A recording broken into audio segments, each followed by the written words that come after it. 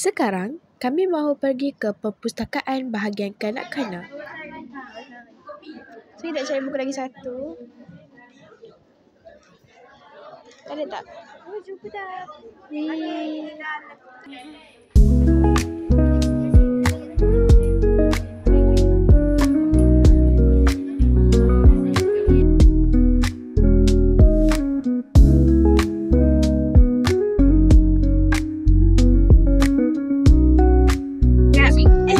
Sekarang kita on the way ke Library Kuala Perlis. Okay, jom.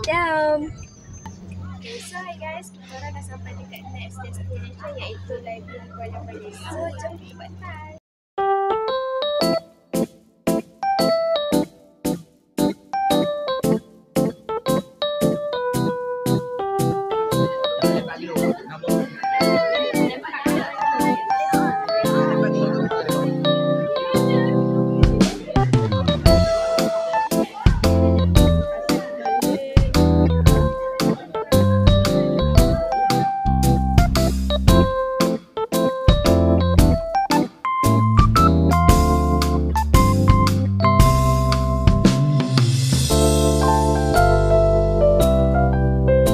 Seterusnya, kami perlu bersuah foto di sekitar perpustakaan Kuala Perlis ini.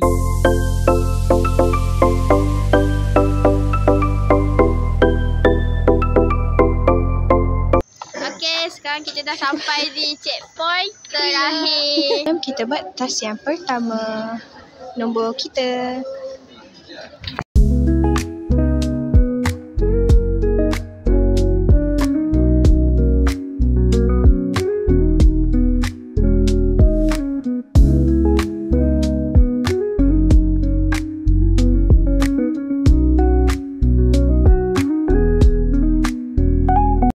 Selepas selesai menyiapkan semua aktiviti, kami perlu kembali ke perpustakaan Kangan untuk majlis penutup.